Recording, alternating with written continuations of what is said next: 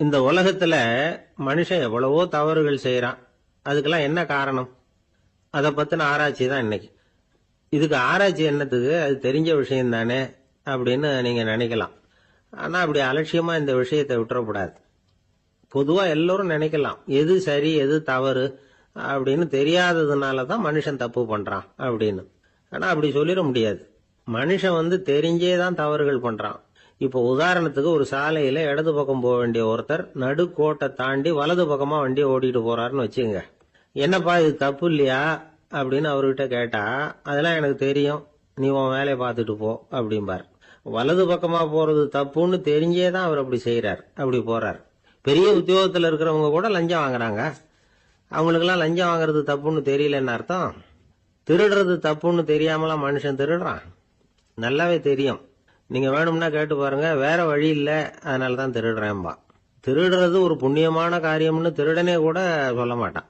திருடுறது தவறுங்கிறது திருடனுக்கு தெரியும் அப்படிங்கறத விளக்கறதுக்காக ஒரு பெரியவர் ஒரு கதை சொன்னார். அதாவது 2 திருடர்கள் 2 பேரும் சேர்ந்து ஒரு வீட்டுக்கு போய் ஒரு 10,000 ரூபாயை திருடிட்டு வந்துடுறாங்க. ஒரு காட்டு வழியா வந்துகிட்டு இருக்கிறாங்க. இன்னும் விடியல. 2 பேருக்கும் தூக்கம் கண்ணை சுத்துது.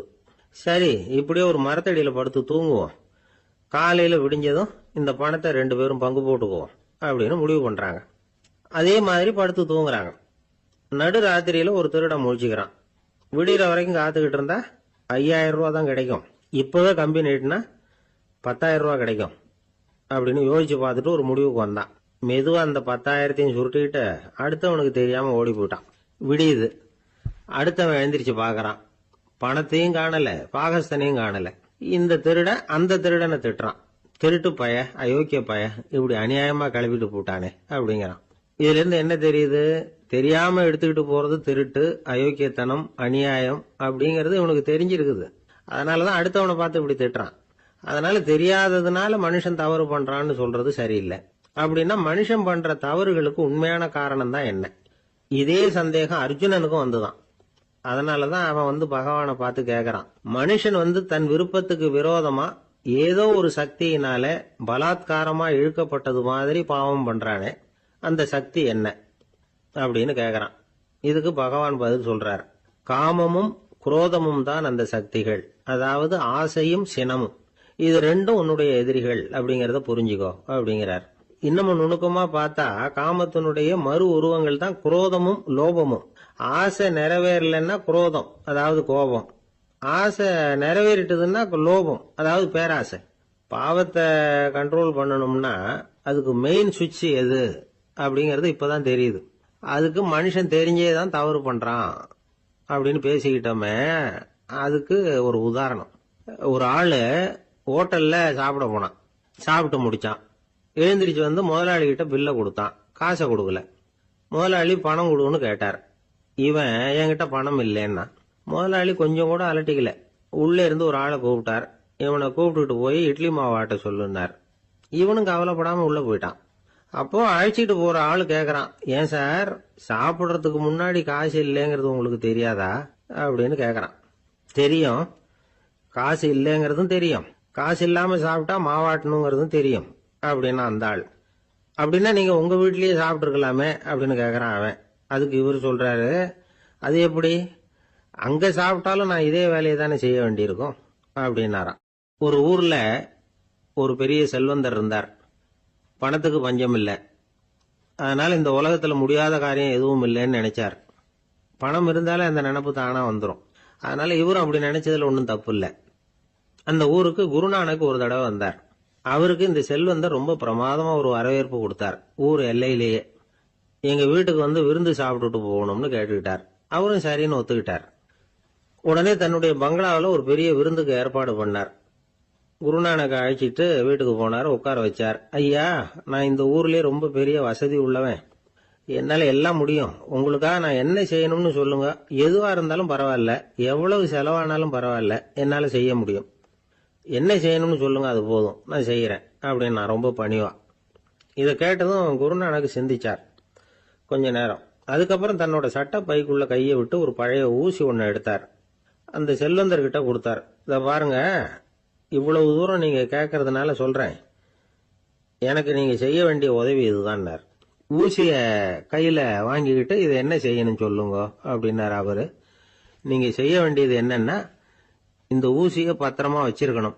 நாம 2 பேரும் இறந்து போனதுக்கு பின்னாடி இன்னொரு உலகத்துல நாம சந்திக்கக்கூடிய வாய்ப்பு இருக்குது. அப்ப இந்த ஊசியை என்கிட்ட கொண்டாந்து கொடுக்கணும். இதுதான் நீங்க எனக்காக செய்ய வேண்டிய உதவி அப்படின்னார் குருநானக் லேசா சிரிச்சுக்கிட்டே. இதை கேட்ட உடனே இந்த பெரியவர் முழிக்க ஆரம்பிச்சிட்டார். அது எப்படிங்க, நான் சாகிறப்ப எப்படி இந்த ஊசியை எடுத்துக்கிட்டு இன்னொரு உலகத்துக்கு வர முடியும்னார். ஊசி மாதிரி ஒரு சின்ன பொருளை கூட இந்த உலகத்தை விட்டு நாம போறப்ப எடுத்துட்டு போக முடியாதுங்கிறப்போ உங்களோட செல்வத்தையெல்லாம் எப்படி அங்க எடுத்துட்டு வர போறீங்க அப்படின்னு கேட்டார் குருநானக். அதுக்கப்புறம் தான் அந்த பெரியவர் யோசிக்க ஆரம்பிச்சாராம். குருநானக் சொல்றார், இத பாருங்க, நாம செய்யற நல்லது கெட்டது தான் கடைசி வரைக்கும் நம்ம கூட இருக்கும். அடுத்தவங்க நல்லா இருக்கணுங்கிறதுக்காக பொருளை செலவு செய்யணும். அப்படி செய்யலைன்னா எந்த பிரயோஜனமும் இல்லை அப்படின்னார். அதுக்கப்புறம் தான் அந்த செல்வந்தரின் அறிவு கண் திறந்துதான். உடனே குருநானக்க வணங்கினார். ஐயா, என்கிட்ட இருந்த ஆணவம் போயிட்டுது. இனிமே என்கிட்ட இருக்கிற செல்வத்தை நல்ல வழியில செலவழிப்பேன் அப்படின்னாராம். நம்ம கிட்ட இருக்கிற பணம் எப்பவும் நம்ம கூடவே வந்துகிட்டு இருக்காதுங்கிறதுக்கு இது ஒரு உதாரணம். அதுக்காக நாம பணம் சேர்க்கறத பத்தி கவலைப்பட வேண்டியதில்லை, பேசாம படுத்து தூங்கிட்டு இருந்தா போதும் அப்படின்னு இதுக்கு அர்த்தம் பண்ணிக்கப்படாது. முறையான வழியில பணம் சேர்க்கணும், அதை முறையான வழியில செலவு பண்ணணும். அதனால ஏற்படக்கூடிய மன நிறைவு இருக்கு பாருங்க, அது அனுபவிச்சவங்களுக்கு தான் தெரியும். சொர்க்கத்துக்கு போறவங்க இங்க இருந்து பணத்தை எடுத்துட்டு போக முடியாது. ஆனா நம்ம செல்வத்தை இங்க மத்தவங்களுக்கு பயன்பட செய்து அதனால ஏற்படுற புண்ணியம் இருக்கு பாருங்க, அதை எடுத்துட்டு போக முடியுமா. இதுதான் ஆன்மீகவாதிகள்லாம் சொல்ற கருத்து. ஜான் நியூட்டன் ஒருத்தர், அவரு சொன்னார், நான் எப்பவாவது சொர்க்கத்துக்கு போய் சேர்ந்தேன்னா அங்க 3 அதிசயங்களை பார்ப்பேன்னார். என்னன்னு கேட்டாங்க. நான் யார் யாரு இருக்க மாட்டாங்கன்னு நினைச்சுக்கிட்டு இருந்தானோ அவங்கள சில பேர் அங்க இருப்பாங்க, அது ஒரு பெரிய அதிசயம்னார். சரி, அடுத்தது என்ன? 2வது அதிசயம் என்னன்னா, அங்க இருப்பாங்கன்னு நான் எதிர்பார்த்த சில பேர் அங்க இருக்க மாட்டாங்க அப்படின்னார். சரி, 3வது பெரிய ஆச்சரியம் என்ன அப்படின்னா, நான் அங்க இருக்க பாருங்க, அதுதான் அந்த 3வது அதிசயம் அப்படின்னாராம். சில பேரை இப்படி சொல்றது உண்டு, அடுத்தவங்களை அனுசரிச்சு நடந்துக்க தெரியல, அவன் என்ன சார் மனுஷன் அப்படிம்பாங்க. சக மனிதர்களோட எப்படி பழகிறது அப்படின்னு தெரியாததுனாலேயே பல பேர் இன்னைக்கு சங்கடப்பட்டுக்கிட்டு இருக்கிறாங்க. வசதி வாய்ப்பெல்லாம் சரியா இருக்கும், ஆனா வாழ்க்கை சரியா இருக்காது. இன்னொருத்தர்கிட்ட எப்படி பேசுறது பழகிறதுங்கிறது தெரியாததுனால தான் இந்த அவஸ்தை. சரி, இந்த அவஸ்தை இல்லாம வாழறது எப்படி? இதுக்கு அனுபவசாலிகள் சில வழிமுறைகளை சொல்றாங்க. அதெல்லாம் என்னென்னங்கிறத இப்ப தெரிஞ்சுக்குவோம். முதல்ல நம்ம நாக்கு நம்ம கண்ட்ரோல்ல இருக்கணும். வார்த்தைகளை கொட்டிவிட்டு அதுக்கப்புறம் அள்ள முடியாம கடந்து கஷ்டப்படக்கூடாது. எப்படி பேசுறோங்கிறதும் முக்கியம், பேசுறப்ப எப்படி முகத்தை வச்சிருக்கிறோங்கிறதும் முக்கியம். அன்பா பேசினாலும் நல்லா இருக்கும். அப்படி பேசுறப்ப ஆதரவா அவர் தோள் மேல ஒரு கையை போட்டுக்கிட்டு பேசினா இன்னமும் நல்லா இருக்கும். 2வது விஷயம், இன்னொருத்தர்கிட்ட பேசுறப்போ வாக்குறுதிகளை அள்ளி வீசக்கூடாது. கொடுக்கற வாக்குறுதி குறைச்சலா இருக்கணும். அப்படி கொடுத்த வாக்குறுதியை கண்டிப்பா நிறைவேற்றணும். நாம ஒருத்தரை பாராட்டுறோம் அல்லது அவரை பத்தி அபிப்பிராயம் சொல்றோம்னா அது ஆக்கப்பூர்வமா இருக்கணும். நம்ம பாராட்டு அல்லது விமர்சனம் அடுத்தவருடைய முன்னேற்றத்துக்கு உதவுறது மாதிரி இருக்கணும். நாம சொல்றதை கேட்டுட்டு அவன் தலையில கையை வச்சுட்டு உட்காந்துடக்கூடாது. எப்பவும் உற்சாகமா இருக்கணும், முகம் அலர்ச்சியா இருக்கணும். மனுஷன் இருந்தா வருத்தம், கவலை, ஏமாற்றம் எல்லாம் இருக்கதான் செய்யும். அதெல்லாம் மனசுல இருக்கட்டும். அந்த வருத்தமும் கவலையும் ஏமாற்றமும் சேர்ந்துகிட்டு நம்ம முகத்துல இருக்கிற மலர்ச்சியை மூடி மறைக்கிறதுக்கு நாம இடம் கொடுத்துடக்கூடாது. எந்த விஷயத்தை பத்தி யாருகிட்ட பேசினாலும் வெளிப்படையா பேசணும், திறந்த மனசோட பேசணும். மூடி மறைச்சி முன்னு மூழ்கிட்டு இருக்கக்கூடாது. இன்னொருத்தர்கிட்ட பேசுறப்போ விவாதம் பண்ணுங்க, அது தப்பு இல்லை, ஆனா வாதாடிக்கிட்டு இருக்கக்கூடாது. அதாவது என்ன சொல்றாங்கன்னா, டிஸ்கஸ் பண்ணலாம், ஆர்கியூ பண்ணக்கூடாதான். நம்ம கிட்ட இருக்கிற நல்ல குணங்களை நாம எடுத்து சொல்லிட்டு இருக்கக்கூடாது. அந்த நல்ல குணங்களே நம்மளை பத்தி எடுத்து சொல்லணும், அது மாதிரி நடந்துக்கணும். அதே மாதிரி அடுத்தவங்க கிட்ட உள்ள கெட்ட குணங்களை பத்தி அவசியம் இல்லாம நாம பேச வேண்டியதில்லை. உங்களை பத்தி யாராவது தப்பா பேசுறாங்களா, அப்படி அவங்க பேசுறதுல உண்மை இல்லையா அப்படின்னா அதை நீங்க பொருட்படுத்த வேண்டியதில்லை, விட்டுடலாம், அது தானா போயிடும். ஒரு 4-5 பேரோட பேசிக்கிட்டு இருந்தீங்கன்னா எல்லாருக்கும் முக்கியத்துவம் கொடுங்க, யாரையும் அலட்சியப்படுத்தாதீங்க. தமாஷா பேசலாம், ஆனா உங்க தமாஷ் அடுத்தவங்களை கேலி பண்றதா இருக்கக்கூடாது. நமக்கு கிடைக்க வேண்டியது கிடைக்கலையே அப்படிங்கிற தவிப்பு நம்ம கிட்ட இருக்கக்கூடாது, அது தேவையில்லை. உங்க செயல்பாடுகள் தெளிவா இருக்கட்டும், பாராட்டு தானா உங்களை தேடிட்டு வரும். இன்னொரு மனுஷனுடைய மனசுல கௌரவமான ஒரு இடத்த பிடிக்கணும்னா நாம இந்த குணத்தை எல்லாம் நம்ம கிட்ட வளர்த்துக்கணும். இதெல்லாம் அனுபவசாலிகள் சொல்லியிருக்கிற குறிப்புகள். இந்த குறிப்புகளை சரியா புரிஞ்சுக்கணும், அது முக்கியம். தப்பா புரிஞ்சுக்கிட்டா என்ன ஆகும் தெரியுமா? இதை கேளுங்க. ஒருத்தர் வந்தார். சார், அடுத்தவங்க தோள் மேல கையை போட்டுக்கிட்டு அன்பா பேசணும்னு சொன்னீங்க, அப்படிதான் பேசினேன். அவரு முதுக கூட தட்டி கொடுத்தேன், என் வேலை போயிட்டுது சார், வீட்டுக்கு அனுப்பிச்சுட்டாங்க அப்படின்னார். யாருக்கிட்ட அப்படி பேசுனீங்கன்னு கேட்டோம். என் முதலாளிகிட்ட சார் அப்படிங்கிறார் ரொம்ப சோகமா. ஒரு மாணவனை பார்த்தேன். என்ன தம்பி படிப்புலாம் எப்படி இருக்குது அப்படின்னு விசாரிச்சேன். அவன் ரொம்ப அழுத்துக்கிட்டான். நான் நல்லா தான் சார் படிக்கிறேன், இருந்தாலும் புத்தியில சரியா ஏற மாட்டேங்குது சார் அப்படின்னா. சரி, இவனும் நம்ம ரகம்தான் அப்படின்னு சொல்லி முடிவு பண்ணிட்டோம். கல்வி கற்கக்கூடிய ஒரு மாணவன் சம்பந்தப்படுற புத்திகள் பல வகை. அதை பத்தி ஒரு பெரியவர் விளக்கி இருக்கிறார். மிருத்து புத்தின்னு ஒன்று இருக்குதான். மிருத்துன்னா மண்ணு. மண்ணால செவுறு கட்டுறோம்ல, மண் சுவரில் ஆணி அடிக்கிறதும் சுலபம், அதை பிடுங்கி எடுக்கிறதும் சுலபம். அது மாதிரி சில பேர் குரு சொல்லி கொடுக்கறத சுலபமா கேட்டு தெரிஞ்சு வச்சுக்குவாங்க, கொஞ்ச நேரத்தில் சுலபமா மறந்தும் போயிடுவாங்க. இது மிருத்து புத்தின்னு பேரு, மண் புத்தி. தாரு புத்தின்னு ஒன்று உண்டான். தாருன்னா மரம். அதுல பச்சை மரத்துல ஆணி அடிக்கிறது சுலபம், ஆனா அதை எடுக்கிறது கஷ்டம்.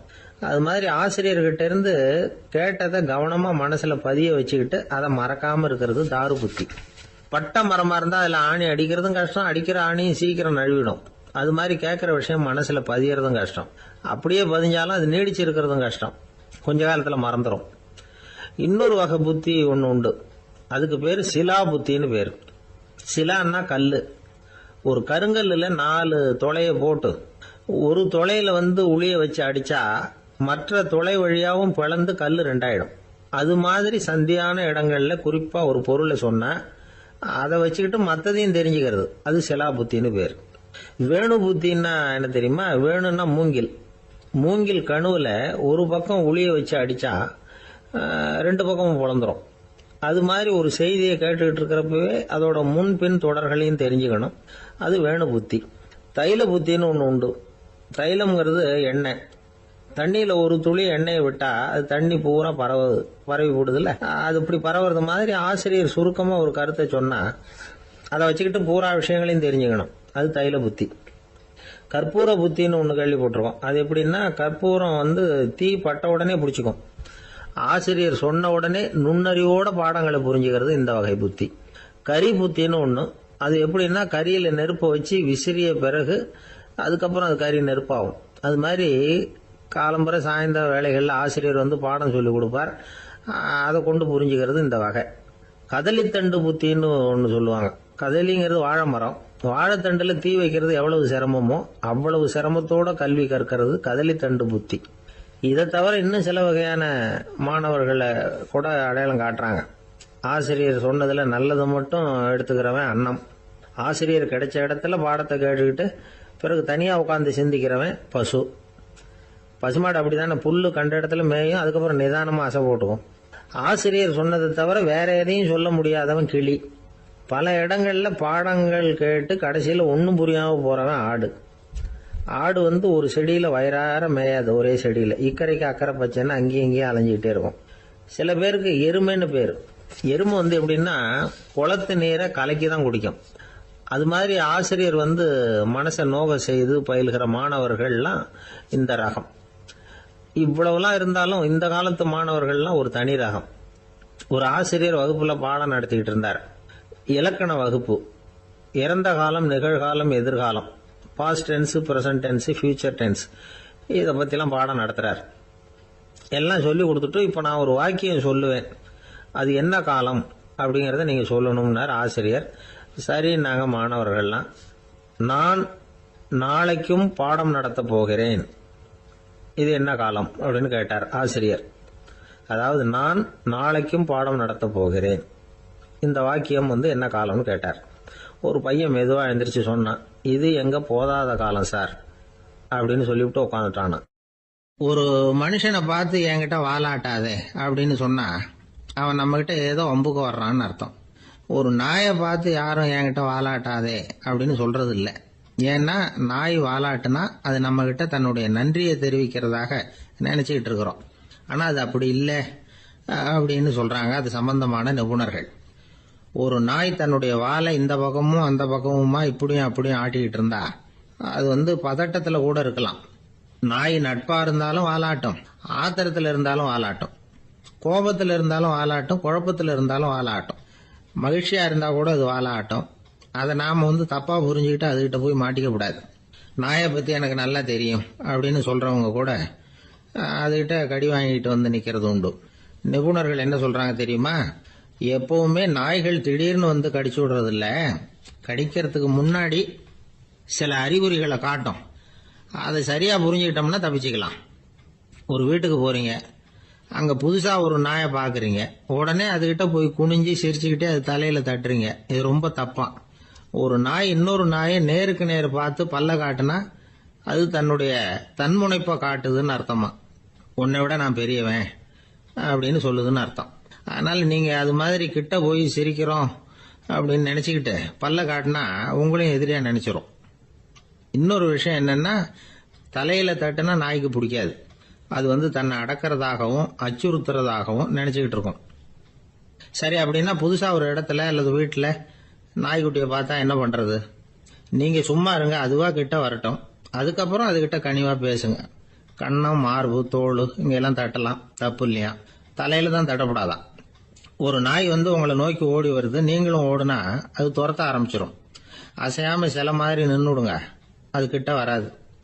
அதுக்கு ஆர்வம் இல்லாம போயிடும். ஒரு தெருவில் சின்ன பிள்ளைங்க நிறைய பேர் விளையாடிக்கிட்டு இருக்கிறாங்க. அப்ப சில நாய்கள் அங்க ஓடி வருது. எல்லாரும் ஓடினாங்க. அப்படி ஓடுறப்போ ஒரு பையன் கால் தடிக்கு கீழே விழுந்துட்டான். என்னாச்சு தெரியுமா? துரத்திட்டு வந்த நாய்கள்லாம் கீழே விழுந்தவன ஒன்றும் செய்யல, அவன் கிட்டே போகல. ஓடிக்கிட்டு இருந்தாங்கல்ல பசங்க, அவங்கள துரத்திக்கிட்டு அவங்க பின்னாடி ஓடிச்சான். அதுதான் நாய்களுடைய சுபாவம். ஒரு நாய் நம்மளை நேருக்கு நேர் முறைச்சு பாக்குதுன்னு வச்சுங்க, நாமளும் அதை முறைச்சு பார்க்கக்கூடாது. நாம வேற பக்கம் எங்கேயாவது பார்க்க ஆரம்பிச்சிடணும். ஒரு நாய் கோபமா இருந்ததுன்னா அதோட வால் உறுதியா நேரா நிற்கும். ஒரு நாய் பணிந்து போனா அல்லது பயந்து போனா அது தன்னோட வாலை காலுக்கு நடுவில் வச்சுக்கும்.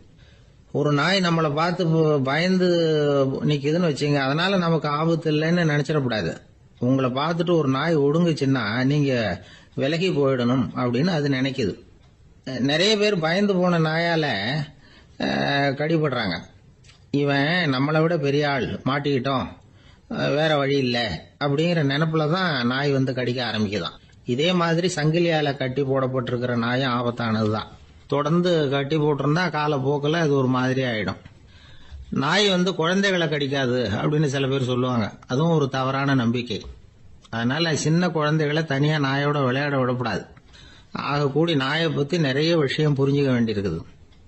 ஒருத்தர் தன்னுடைய நண்பர் வீட்டுக்கு போயிருந்தார். அவசியம் எங்க வீட்டுல சாப்பிட்டுட்டு தான் போகணும் அப்படின்னு ரொம்ப அன்பா சொல்லிவிட்டார். அதை மீற முடியல இவரால. சரின்னு உட்காந்துட்டார். சாப்பாடு போட்டாங்க, சாப்பிட ஆரம்பிச்சார். அவங்க வீட்டுல கட்டி போட்டு இருந்த நாய்க்குட்டி இவர் சாப்பிடுறத முறைச்சு பார்த்தது.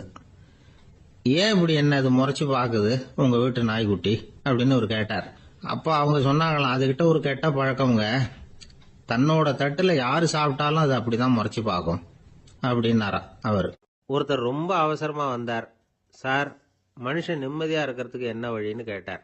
சீக்கிரமா ஒரு கல்யாணத்தை பண்ணீங்க, எல்லாம் சரியா போடும் அப்படின்னோம். அவர் ஒரு மாதிரியா பார்த்தார். ஏற்கனவே எனக்கு கல்யாணம் ஆயிட்டுது சார், அதனால தானே நிம்மதியா இருக்கிறதுக்கு வழி கேட்கறேன் அப்படின்னார். சரி, இவர் ஒரு மாதிரியான கேஸ் அப்படின்னு நினைச்சுக்கிட்டு நம்மகிட்ட இருந்த ஒரு சின்ன புத்தகத்தை அவர்கிட்ட தூக்கி கொடுத்தோம். இதை படிச்சு பாருங்கன்னு. கல்யாணத்துக்கு பிறகும் சந்தோஷமா இருக்கிறதுக்கு என்ன வழி அப்படிங்கிற கேள்விக்கு அந்த புத்தகத்துல விளக்கம் இருந்தது. கணவன் மனைவிக்குள்ள சிக்கல் வராம இருக்கிறதுக்கு அதுல சில வழிகளை சொல்லி கொடுத்துருக்குறாங்க. அதெல்லாம் என்னென்ன அப்படிங்கறத இப்ப பார்க்கலாமா? குடும்பம்னு இருந்தா கோபம் வரதான் செய்யும்.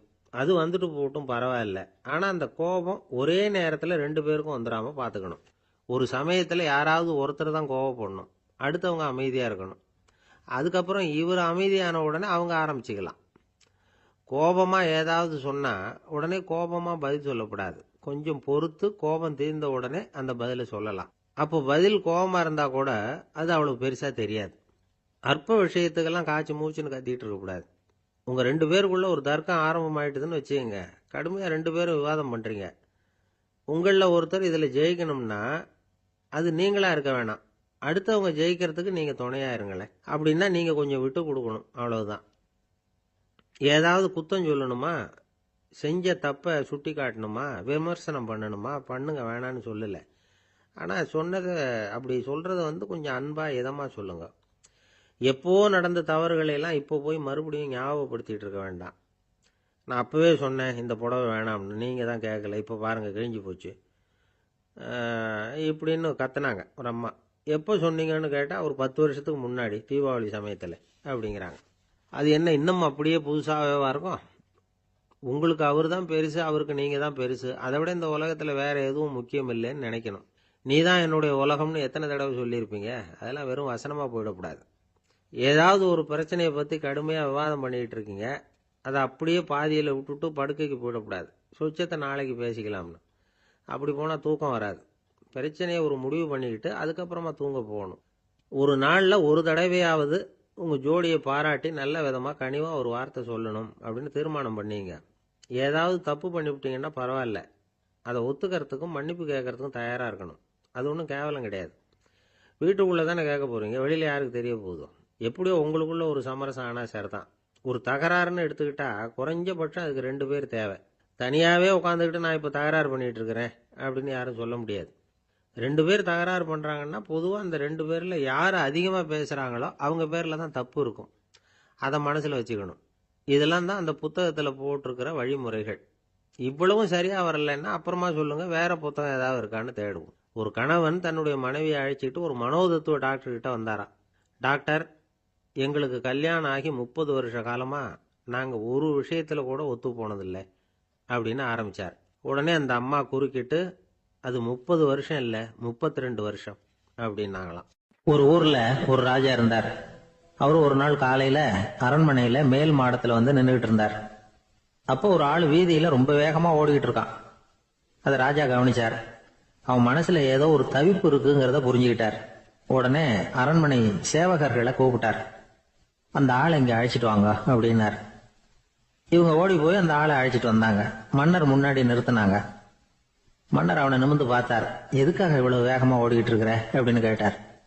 இதுக்கு அவன் சொன்னா, மன்னா, நம்ம கோட்டையின் வடக்கு வாசல் இருக்கு இல்லையா, அது ஓரமா ஒரு பெரிய பாறாங்கல் கிடக்கு. அதுக்கு அடியில நான் ஒரே ஒரு வெள்ளி நாணயத்தை புதைச்சி வச்சிருக்கேன். அது இப்போ எனக்கு தேவைப்படுது. என்னுடைய மனைவிக்கு ஒரு பரிசு வாங்கி கொடுக்க வேண்டியிருக்கு. அதுக்காக தான் அவசரமா ஓடிக்கிட்டு இருக்கிறேன் அப்படின்னா. மன்னர் யோசனை பண்ணார். அப்புறம் சொன்னார், அதுக்காகவா இப்படி ஓடுற? பரவாயில்ல, அதை பத்தி கவலைப்படாத. நான் உனக்கு 10 வெள்ளி காசுகள் தர்றேன், வாங்கிட்டு திரும்பி போ அப்படின்னார். இவன் தலையை சொரிஞ்சான். மன்னா, நீங்க கொடுக்கறத ரொம்பவும் மகிழ்ச்சியோட வாங்கிக்கிறேன். இருந்தாலும் அதுக்கப்புறம் அந்த வடக்கு வாசலுக்கு போய் அங்க இருக்கிற ஒரு நாணயத்தையும் எடுத்துக்கிட்டு போயிடுறேனே அப்படின்னானா. இதை பாருப்பா, அந்த ஒரு நாணயத்தை மறந்துரு, உனக்கு 100 வெள்ளி நாணயங்கள் தரேன் இருக்கார். மன்னா, ரொம்ப மகிழ்ச்சி. உங்க மாதிரி தாராள குணம் வேற யாருக்கும் வராது. நீங்க கொடுக்கற 100 நாணயங்களையும் வாங்கிக்கிறேன்.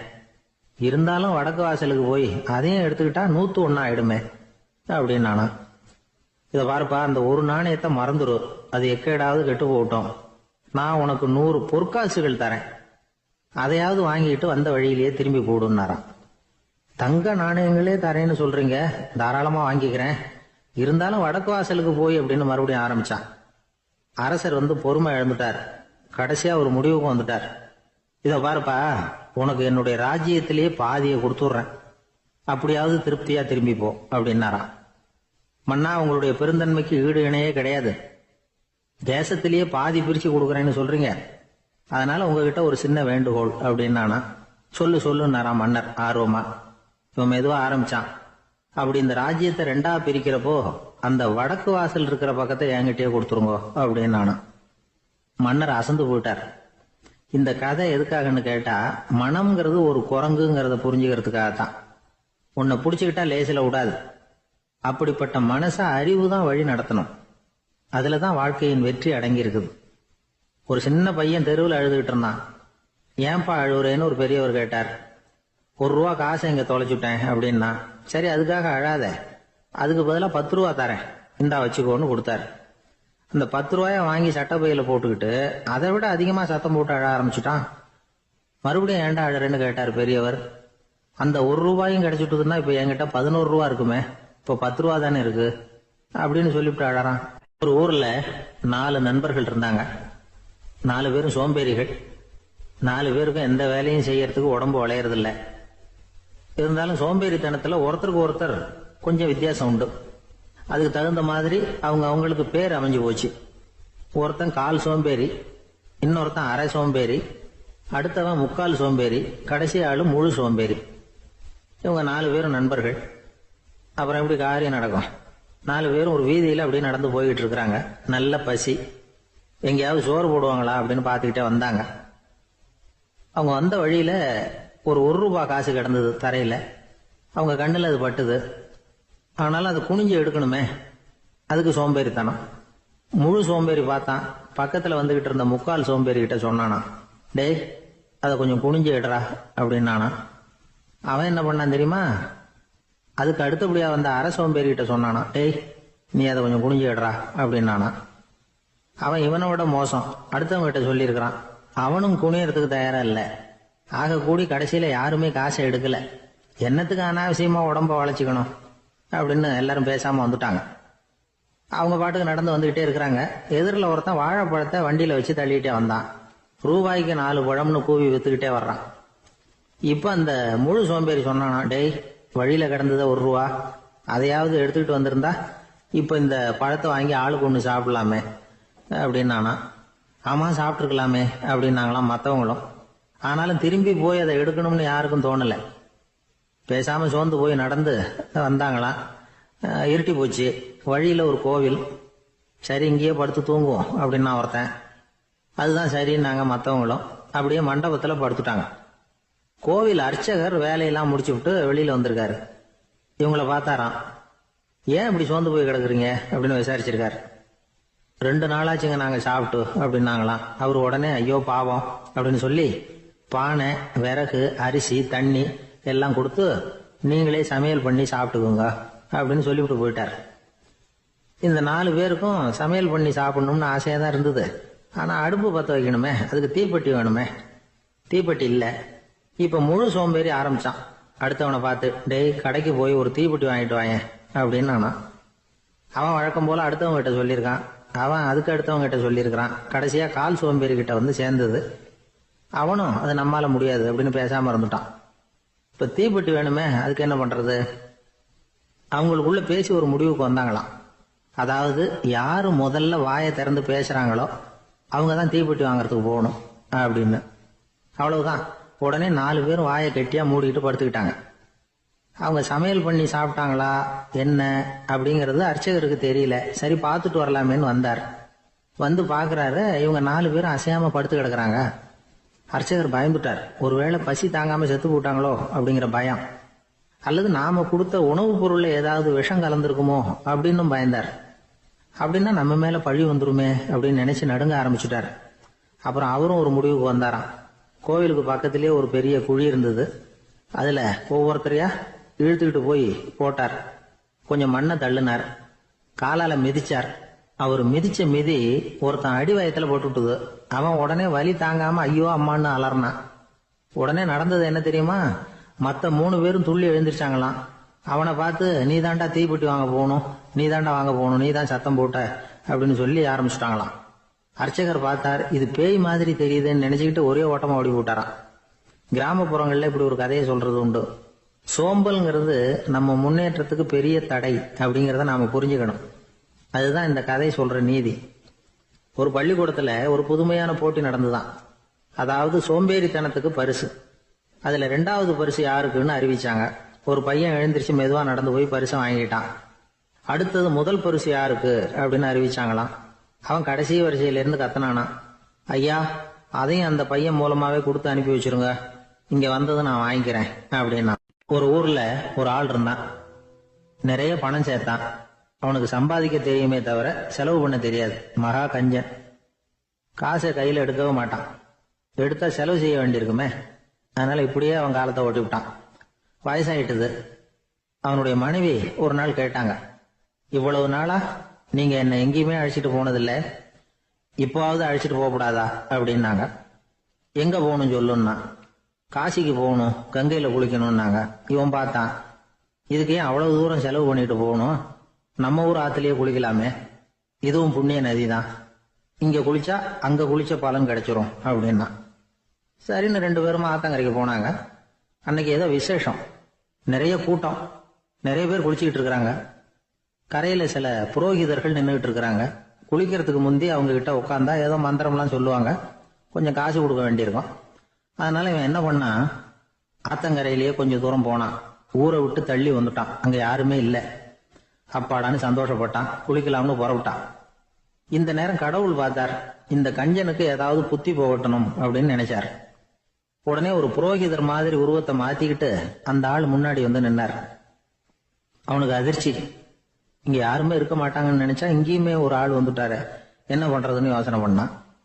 புரோகிதர் உருவத்தில் இருந்த கடவுள் சொன்னார், இத பாருங்க, இன்னைக்கு விசேஷ நாள், நீராடுறதுக்கு முன்னாடி சுயகல்பம் பண்ணிக்கிறது ரொம்ப நல்லது அப்படின்னார்.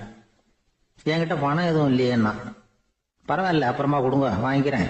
ஆனா ஒண்ணு, எவ்வளவு கொடுப்பீங்கிறத மட்டும் இப்பவே சொல்லி கொடுங்க அப்படின்னார். இவன் ரொம்ப யோசனை பண்ணான், ஒரு 10 பைசா தரேன் அப்படின்னா. சரின்னு ஒத்துக்கிட்டு எல்லா கிரியைகளையும் அவர் செஞ்சார். அதுக்கப்புறம் கணவனும் மனைவியும் ஆத்துல குளிச்சாங்க. அவர் போயிட்டார். கொஞ்ச நாள் கழிச்சு அவன் வீட்டுக்கு வந்தார், கடனை வசூல் பண்றதுக்கு. வாசல்ல நின்றுகிட்டு இருந்த அவன் மனைவி இவரை பார்த்ததும் தயங்க ஆரம்பிச்சாங்க. அந்த அம்மா கிட்ட விஷயத்த சொன்னார். அந்த அம்மா ஓடி போய் உள்ள இருக்கிற தன்னுடைய கணவர்கிட்ட சொன்னாங்க. அவன் யோசனை பண்ணான், இப்ப வெளியில போனா அவனுக்கு 10 காசு கொடுக்க வேண்டியிருக்கும், அதனால எனக்கு காய்ச்சல்னு அந்த ஆளுகிட்ட சொல்லிவிடு, இன்னொரு சந்தர்ப்பத்துல என்ன வந்து பார்க்க சொல்லு அப்படின்னா. அந்த அம்மா போய் சொன்னாங்க. அப்படிங்களா, அப்படின்னா அவரை நான் உடனே போய் பார்க்கணுமே அப்படின்னு உள்ள நுழைய ஆரம்பிச்சார். அவங்க மறுபடியும் இருங்க தான் வரேன்னு சொல்லிவிட்டு உள்ள ஓடி விஷயத்த சொன்னாங்க. இது எதுடா வம்பா போச்சு அப்படின்னு பார்த்தான். மனைவியை கிட்டத்துல கூப்பிட்டான், இதோ பாரு, ஜன்னி கண்டு நான் இறந்து போயிட்டதா சொல்லிவிடு அப்படின்னா சொன்னாங்க. புரோகிதர் பார்த்தார். அப்படின்னா ஒரு வழியா இருந்து அவருடைய இறுதி சடங்குகளை நானே முடிச்சுட்டு போயிடுறேன் அப்படின்னார். உள்ள இருந்தவன் யோசனை பண்ணான், அந்த ஆள் என்ன விட மாட்டான் போல இருக்கு, அதனால ஒரு சவப்பெட்டியில என்ன வச்சு தூக்கிக்கிட்டு மயானத்துக்கு போங்க, பாத்துக்கலாம் அப்படின்னா. புரோகிதரை விடுற மாதிரி இல்ல, கூடவே நடந்து போயிட்டு இருக்கிறார். அங்க இறக்கி சடங்குகளை முடிச்சுட்டு தீ வைக்கிற நேரம் பொட்டிக்குள்ள இருந்த நம்ம ஆளு அலறி அடிச்சுட்டு வெளியில ஓடி வந்தான். புரோகிதர் உருவத்தில் இருந்த கடவுள் சிரிச்சார், தன்னுடைய சுய உருவத்தை காட்டினார். அதுக்கப்புறம் அவனை கூப்பிட்டு, இத பாருப்பா, ஏன் இப்படி அல்லாடுற, ஏதாவது வர வேணும்னா கேள் தரேன் அப்படின்னார். அவன் யோசனை பண்ணான், பகவானே, ஒரே ஒரு வரம் தான் உங்ககிட்ட கேட்கணும்னா. என்ன வேணும் கேளுன்னார். அந்த 10 பைசா தட்சணையை தள்ளுபடி பண்ணா போதும் அப்படின்னா. கடவுளும் சரின்னு சொல்லிட்டு போயிட்டார். இப்படி ஒரு கதையை சுவாமி சிவானந்தர் சொல்லியிருக்கிறார். செல்வந்தர்கள் பல பேர் இப்படித்தான் இருக்கிறாங்க, தாங்களும் அனுபவிக்க மாட்டாங்க, அடுத்தவங்களுக்கும் கொடுக்க மாட்டாங்க. இது மாதிரியான கஞ்சர்களுக்கு இந்த உலகம் இல்லை அந்த உலகம் இல்லைங்கிறார் அவர். இந்த கதையில கடவுள் கடன் வசூலுக்கு வந்தது மாதிரி நம்ம ஊர் ஆள் ஒருத்தன் இன்னொருத்தர்கிட்ட 10 பைசா கடன் கொடுத்துட்டான். திருப்பி வாங்கறதுக்கு நடையா நடக்கிறான். கடைசியா கேட்டான், நீ எப்பதான் கடனை திருப்பி தரப்போற, அதை முடிவா சொல்லுன்னா. வர்ற வியாழக்கிழமை கண்டிப்பா கொடுத்துருவேன் அப்படின்னானா அவன். அன்னைக்கு நான் ஊர்ல இருக்க மாட்டேனே அப்படின்னானா இவன். அதனால என்ன, நானும் தான் அன்னைக்கு ஊர்ல இருக்க மாட்டேன் அப்படின்னா. இன்பம் துன்பம் இது ரெண்டும் சேர்ந்ததுதான் வாழ்க்கை. இது எல்லாரும் சொல்லிட்டு இருக்கிற ஒரு உண்மை. அது சரி, இது ரெண்டும் வர்றதுக்கு என்ன காரணம்? துறவி ஒருத்தர் யோசிச்சு பார்த்திருக்காரு. இன்ப துன்பம் தோன்றுவதற்கு முக்கியமா 6 காரணங்கள் உண்டு அப்படிங்கிறார் அவர். அது என்னங்கிறத நாமளும் தெரிஞ்சு வச்சுக்குவோமே. இப்ப முதல் காரணம் சுயநலம். ஒரு தாயார் தன்னுடைய சுயநலம் கருதி தன்னுடைய மகன் இன்பமா இருக்கணும்னு ஆசைப்படுறாங்க. மகனும் அப்படியே ஆசைப்படுறான். அதனால தாயாரின் இன்ப துன்பங்களை பார்த்துட்டு மகனும் இன்ப துன்பம் அடையறான். அந்த அம்மாவுக்கும் அதே நிலைமை தான். 2வது காரணம் உறவு. நான் துறவியான பிறகு கூட உறவுங்கிற காரணத்தினாலதான் தாயாருடைய சுக துக்கங்களை கண்டு நானும் சுக துக்கம் அடைகிறேன்.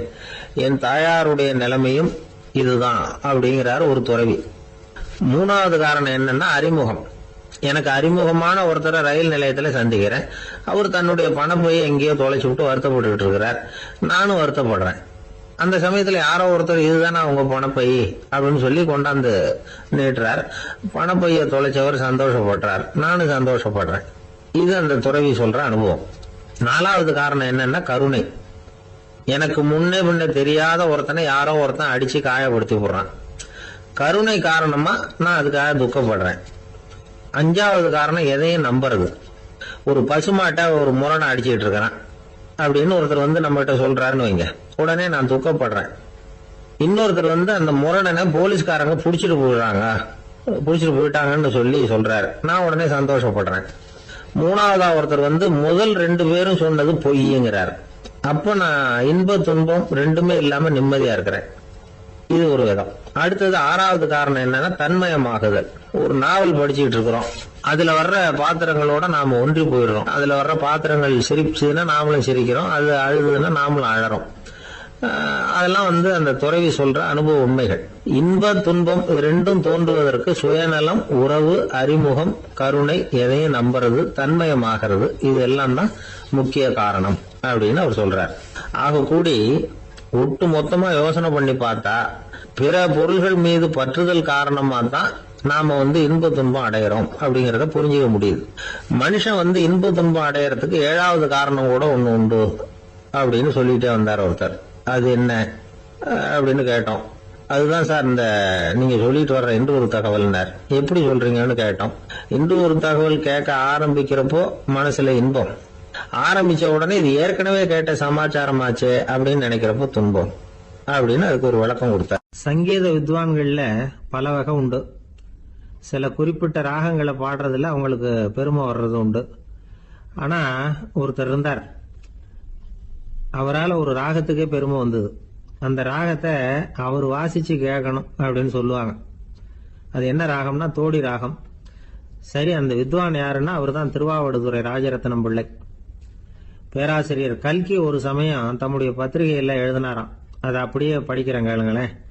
ஆகா, ஸ்ரீ ராஜரத்னம் பிள்ளையின் தோடி ஆலாபனையை முதலில் கேட்டபோது அவருடைய கற்பனையை விட்டு தள்ளுங்கள். நம்முடைய மனதில் என்னென்ன இன்பமயமான கற்பனைகள் எல்லாம் உதித்தன. குழந்தை தாயிடம் கொஞ்சம் குரலை கேட்டோம், அன்னை குழந்தையிடம் கொஞ்சம் குரலை கேட்டோம், ரதியும் மன்மதனும் பேசிக்கொண்ட காதல் மொழிகளை கேட்டோம், முருகன் சிவபெருமான் செவிகுளிர மொழிந்த உபதேசத்தை கேட்டோம், கலைமகள் கவிஞனுக்கு அருளிய ஆசி மொழிகளை கேட்டோம், நாரத முனிவருடைய தம்பூரா சுருதியை கேட்டோம், ராவணன் தன் எலும்பை ஒடித்து வீணையாக செய்து வாசித்த கானத்தை கேட்டோம், கானப் பறவைகளின் கலகல ஒலியை கேட்டோம், கோல குயில்களின் குரல் இனிமையை கேட்டோம். இப்படிலாம் வந்து பேராசிரியர் கல்கி விமர்சனம் எழுதியிருக்கிறார் திருவாவடுதுறை ராஜரத்னம் பிள்ளை அவர்களுடைய வாசிப்பை கேட்டுட்டு.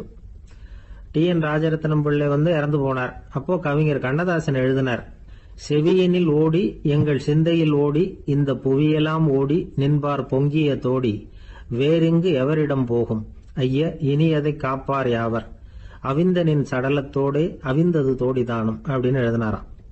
அந்த அளவுக்கு அவருடைய தோடியை வந்து ரசித்தவர்கள் உண்டு. அதே மாதிரி தோடின்னா என்னன்னு தெரியாமலே அவரை ரசித்தவங்களும் அந்த காலத்துல உண்டு. அதாவது ஒரு பெரிய சபையில இவர் வாதிச்சுக்கிட்டு இருக்கிறார். பாதியில ஒரு பெரிய மனுஷன் உள்ள வந்தார். அவர் உடம்புல பட்டு வேஷ்டி, ஜருகை, அங்கவஸ்திரம், வாயில வெத்தலை, வாசனை புகையில, காதுல வைரக்கடுக்கன், கழுத்துல தங்க சங்கிலி, கை விரல் பூரா மோதிரம், கையில ஒரு வெள்ளி வெத்தலை புட்டி, உதவிக்கு 2 பேர் பக்கத்துல. இவ்வளவு பந்தாவோட வரார் கச்சேரி கேட்கறதுக்கு. இப்படி வந்தவர் முதல் வரிசையில வந்து உக்காந்தார். வித்வான் வாசிச்சு முடிச்சதும் இவர் அவரை பார்த்து, ஐயா, நீங்க தோடி வாசிக்கிறதுல ரொம்ப கெட்டிக்காரர்னு கேள்விப்பட்டிருக்கேன், அதை கேட்கறதுக்காக தான் மெனக்கிட்டு வந்திருக்கிறேன், அதை வாசிங்களேன் அப்படின்னாராம் இந்த பெரியவர். ராஜரத்னம் பிள்ளைக்கு ஒன்றும் புரியல. ஏன்னா இதுவரைக்கும் அவர் வாசிச்சுக்கிட்டு இருந்ததே அந்த தோடி ராகத்தை தான். அதை வாசிச்சு முடிச்சதும் அதை வாசிங்களேன்னு இவர் கேட்கிறார். அப்படின்னா இவரோட ஞானம் எப்படிப்பட்டது? இவ்வளவும் கேட்டுட்டு இப்படி கேட்கிறாரே அப்படின்னு அவர் யோசிச்சிருக்கிறார் ராஜரத்னம் பிள்ளை. உடனே என்ன பண்ணாரு தெரியுமா?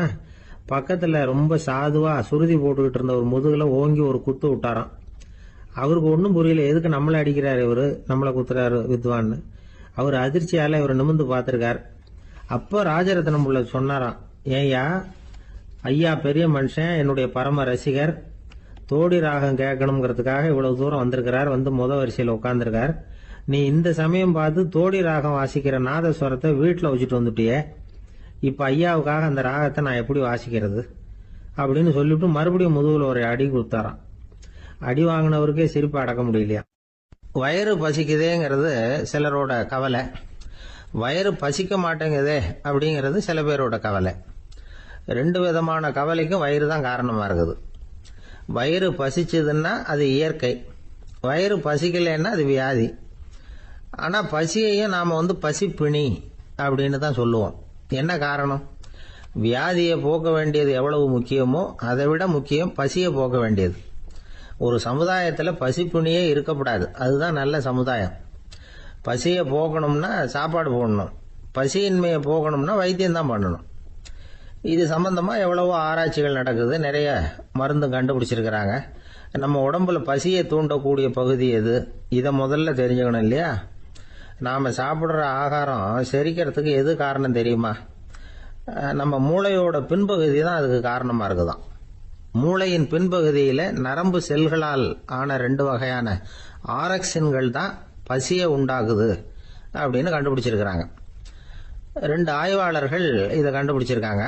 அவங்க 2 பேரும் டெக்சாஸ் பல்கலைக்கழகத்துல ஹார்வர்டு ஹக்ஸ் மருத்துவ கல்வி நிலையத்தில் பணிபுரியறவங்களாம். உண்பது தேவைங்கிறது உணரப்படும் போது மூளையின் அந்த குறிப்பிட்ட பகுதி ஆரக்சின் அப்படிங்கிற ஹார்மோன்களை சுரக்கும். அது பசி உணர்வை தூண்டும் அப்படிங்கிறது தான் அந்த ஆய்வாளர்களின் கண்டுபிடிப்பு. இந்த ஆரக்சின் வேற சில உயிரினங்கள்லயும் உண்டு. இப்ப எலிகள்ல கூட இது இருக்குது. அதனால எலிகளை வச்சு இது சம்பந்தமா ஆராய்ச்சி பண்ணாங்க. எலிகள் உடம்புல ஆரக்சினை செலுத்தி பார்த்தாங்க. உடனே என்னாச்சு தெரியுமா? அந்த எலியெல்லாம் பசியால துடிக்க ஆரம்பிச்சுட்டுது. எதையாவது தின்னு பசியை தீர்த்தா போதுங்கிற அளவுக்கு அந்த எலிகள்லாம் அல்லாட ஆரம்பிச்சுட்டுது. இயல்பா சாதாரணமா அந்த எலிகள் எவ்வளவு சாப்பிடுமோ அது மாதிரி 8 முதல் 10 மடங்கு அதிகமான ஆகாரத்தை 1 மணி நேரத்துக்குள்ள சாப்பிட்டு தீர்த்துட்டுதான். சில எலிகளின் மூளையில இந்த ஆரக்சின் அளவை கட்டுப்படுத்தி பார்த்துருக்குறாங்க. உடனே என்னாச்சு தெரியுமா? அதெல்லாம் சாப்பாட்டை கண்டா முகத்தை திருப்பிட்டு போக ஆரம்பிச்சுட்டுதான். அந்த எலிகளுக்கு பசி எடுக்கலையா.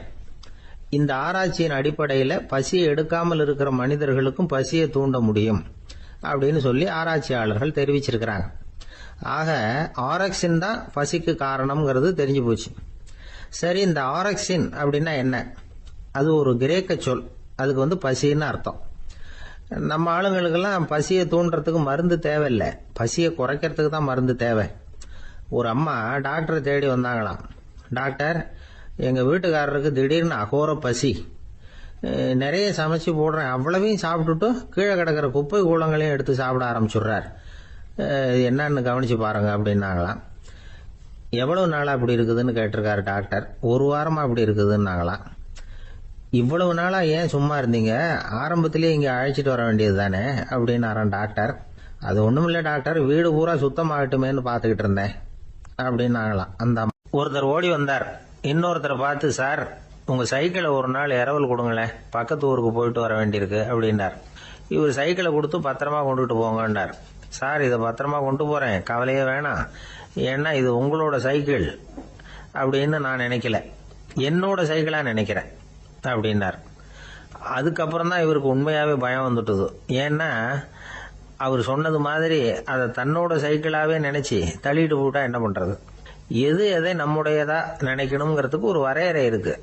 சில பேர் ஆபீஸையே வீடா நினைச்சு விடுறது உண்டு. அப்படிப்பட்டவங்க கூட வீட்டை ஆபீஸா நினைக்கிறது இல்லை. ஏன்னா வீட்டுல இவர் ஆபீசரா நடந்துக்க முடியறதில்ல. இதெல்லாம் ஒரு பக்கம் இருக்கட்டும், இப்ப விஷயத்துக்கு வருவோம். பொறியியல் மேதை டாக்டர் விஸ்வேஸ்வரய்யா இருந்தார் இல்லையா, பாரத ரத்னா விருதெல்லாம் கொடுத்தாங்களே. ஆபீஸ் வேலை வேற, சொந்த வேலை வேற அப்படிங்கறதுக்கு ஒரு உதாரணமா இருந்தவர் அவர். மைசூர் மகாராஜா கிட்ட திவானா இருந்தார். அவர் ஒரு நாள் அரசாங்க வேலை காரணமா வெளியூர் போயிருந்தார். ஹாசன்கிற ஊருக்கு பக்கத்துல ஒரு பயண மாளிகை, அங்க தங்கிவிட்டார். ராத்திரி அங்க தங்கி இருந்துட்டு விடிஞ்சதும் ஊருக்கு திரும்புறதாக திட்டம். ராத்திரி தூங்கறதுக்கு ரொம்ப நேரம் ஆயிட்டுது. ரொம்ப நேரம் வரைக்கும் அரசாங்க சம்பந்தப்பட்ட வேலைகளையே பார்த்துக்கிட்டு இருக்கிறார். அரசாங்க ஃபைல்கள் நிறைய இருந்தது. அதையெல்லாம் ஒவ்வொன்றா எடுத்தார், படிச்சு பார்த்தார், பரிசீலனை பண்ணார். அதில் எழுத வேண்டியதை எழுதினார், கையெழுத்து போட்டார். ஒரு வழியா அந்த வேலையெல்லாம் முடிஞ்சுது. அதுக்கப்புறம் என்ன பண்ணார்னா, தன்னுடைய சூட்கேஸை திறந்தார். அதிலிருந்து 2 மெழுகுவத்தியை எடுத்து கொளுத்தி வச்சார். அந்த பயண மாளிகையில அது வரைக்கும் எரிஞ்சுக்கிட்டு இருந்த மின்சார விளக்குகளை அணைச்சுட்டார். அதுக்கு பிறகு அந்த மெழுகுவத்தி வெளிச்சத்துல சில புத்தகங்களை தொடர்ந்து படிக்க ஆரம்பிச்சிட்டார். அந்த பயண மாளிகையில பணியாளரா இருந்தவர் இதை பார்த்துட்டு ஓடி வந்தார். மறுபடியும் மின் விளக்க போடுறதுக்காக போனார். விஸ்வேஸ்வரையா அதை பார்த்துட்டு போட வேணாம்ட்டாராம். இதுவரைக்கும் நான் அரசாங்க அலுவல்களை கவனிச்சுக்கிட்டு இருந்தேன், அதனால மின் விளக்குகள் அப்ப எரிஞ்சதுல தப்பு இல்ல. இப்ப நான் புத்தகம் படிச்சுக்கிட்டு இருக்கேன், இது என்னுடைய சொந்த வேலை. இங்க இருக்கிற மின் விளக்கு அதுக்காக ஏன் எரியணும் அப்படின்னு கேட்டாராம். இப்ப இருக்கிற சில அரசு பணியாளர்கள் கிட்ட இந்த சம்பவத்தை பேச்சோட பேச்சா சொல்லி பார்த்தேன். அவங்களால இதை ஜீரணிக்கவே முடியல. நேர்மை தேவைதான் சார், அதுக்காக அவ்வளவு தூரத்துக்கு அது தேவையா அப்படிங்கிறாங்க. விஸ்வேஸ்வரையா அப்படி பண்ணினது தான் ஒரு நேர்மையாளர் அப்படின்னு இந்த உலகத்துக்கு நிரூபிக்கணுங்கிறதுக்காக இல்லை. தான் அப்படி நடந்து காட்டினா தன்னை சுத்தி இருக்கிறவங்களும் அதை கேள்விப்படுறவங்களும் முடிஞ்ச அளவுக்கு பொது வாழ்க்கையில அரசு பணியில நேர்மையை கடைபிடிக்க முயற்சி பண்ணலாமே அப்படிங்கிறதுக்காகத்தான். இப்பவும் சில பேர் இருக்கிறாங்க, இவங்க ஆபீஸ் வேற வீடு வேறன்னு நினைக்கிறது இல்ல, அவ்வளவு உரிமை. ஒருத்தர் அப்படிதான், அவருக்கு அவசரமா 5000 ரூபாய் தேவைப்பட்டது. ஆபீஸ் பணத்தை எடுத்துக்கிட்டார். அந்த நேரம் பார்த்து ஆடிட் வந்துட்டுது. ஆப்பிட்டுக்கிட்டார். விசாரணை நடக்குது. அவர் சொல்றார், சார் நான் நேரம் காலம் பார்க்காம ஆபீஸ்ல வேலை செய்வேன், ஏன்னா அதை என்னோட ஆபீஸா நினைக்கிறேன். அவசரத்துக்கு அந்த பணத்தை எடுத்தேன், மறுபடியும் வச்சுடலாம்னு தான் இருந்தேன், அதுக்குள்ள இப்படி ஆயிட்டுது. நீங்க என்ன நினைச்சாலும் சரி, நான் ஆபீஸ் வேற வீடு வேற அப்படின்னு நினைக்கிறது இல்ல, அது என்னோட சுபாவம் அப்படின்னார். விசாரணை பண்ணவர் தீர்ப்பு வழங்கினார். உங்க சுபாவத்துக்கு மதிப்பு கொடுத்து நானும் தீர்ப்பு வழங்குறேன். நீங்க கொஞ்ச நாள் ஜெயிலில் இருந்துட்டு வாங்க, அது உங்களுக்கு கஷ்டமா இருக்காதுன்னு நினைக்கிறேன். ஏன்னா அங்க போனாலும் நீங்க உங்க சுபாவப்படி வீடு வேற ஜெயில் வேறன்னு நினைக்க மாட்டீங்க அப்படின்னா. ஜவஹர்லால் நேரு பிரதமரா இருந்த சமயம் அவர் ஒரு தடவை சென்னைக்கு வந்திருக்கிறார். இங்கே சில முக்கிய நிகழ்ச்சிகள்ல கலந்துக்கிறதுக்காக வந்திருந்தார். ஆளுநர் மாளிகையில ஒரு நாள் ராத்திரி தங்கி மறுநாள் புதுடெல்லி புறப்படுறதாக ஏற்பாடு. நிகழ்ச்சியில எல்லாம் முடிச்சுக்கிட்டு ஆளுநர் மாளிகையில தங்கி இருக்கிறார். அன்றைக்கு இரவு படிக்கிறதுக்கு ஒரு முக்கியமான புத்தகம் அவருக்கு தேவைப்பட்டது. அந்த சமயத்துல உலக அளவுல ஒரு முக்கியமான பொருளாதாரம் சம்பந்தமான ஒரு புத்தகம் வெளியாகி இருக்கிற விஷயம் அவருக்கு தெரியும். அந்த புத்தகம் மெட்ராஸுக்கு வந்திருக்குமா, அது இங்க கிடைக்குமா அப்படின்னு விசாரிச்சிருக்கிறார் நேருஜி. அவர் இப்படி கேட்ட உடனே அங்க இருந்தவங்க எல்லாம் ரொம்ப பரபரப்பா செயல்பட ஆரம்பிச்சுட்டாங்க. முக்கியமான இடங்கள்ல எல்லாம் விசாரிச்சிருக்கிறாங்க, அந்த புத்தகம் உங்ககிட்ட இருக்கான்னு. சென்னையில உள்ள கன்னிமாரா நூல் நிலையத்துக்கு எப்படியும் அந்த புத்தகம் வந்திருக்கணும் அப்படின்னு ஒரு நம்பிக்கை. அங்க விசாரிச்சாங்க. அந்த புத்தகம் 2 நாளைக்கு முன்னாடி தான் அங்க வந்திருக்குது அப்படிங்கிற விஷயம் தெரிஞ்சது. உடனே எல்லாரும் அங்க ஓடினாங்க. அவங்களுக்கு இன்னொரு சந்தேகம், புத்தகம் வந்திருக்கு சரி, அது இந்த சமயத்துல வேற யாரும் படிக்கிறதுக்கு எடுத்துட்டு போயிருக்க கூடாதே அப்படிங்கிற சந்தேகம் இருந்தாலும் மனசுக்குள்ள ஒரு தைரியம். இப்படி ஒரு புத்தகம் வெளிவந்திருக்கிற விஷயமே நேருஜி சொல்லி தான் நமக்கே தெரியும். அதுவும் இல்லாம உலக பொருளாதாரம் சம்பந்தமான ஏதோ ஒரு புத்தகம் அது. அதை போய் இந்த நேரத்துல அவ்வளவு ஆர்வமா யாரு எடுத்துட்டு போயிட போறாங்க அப்படிங்கிற தைரியம். இந்த தைரியத்தோட அந்த நூல் நிலையத்துக்கு ஓடினாங்க. புத்தகத்தை தேடுனா அது கிடைக்கல, யாரோ எடுத்துட்டு போயிருக்கிறாங்க. நேருவுக்கு மட்டுமே தெரிஞ்சிருந்த அந்த புத்தகம் பத்தின விஷயம் சென்னையில வேற ஒருத்தருக்கும் தெரிஞ்சிருக்குது. உடனே எல்லாரும் பரபரப்பா அந்த அதுக்குன்னு இருக்கிற ரிஜிஸ்டர் இருக்குல்ல, பதிவேடு, அதை புரட்டி பாக்குறாங்க யார் எடுத்துட்டு போறாங்கன்னு தெரிஞ்சுக்கிறதுக்காக. எடுத்துட்டு போனவங்க அதுல கையெழுத்து போட்டிருப்பாங்கல்ல, அதை பார்த்து யாருன்னு தெரிஞ்சுக்கலாம் அப்படிங்கிறதுக்காக தான் அதை புரட்டுறாங்க.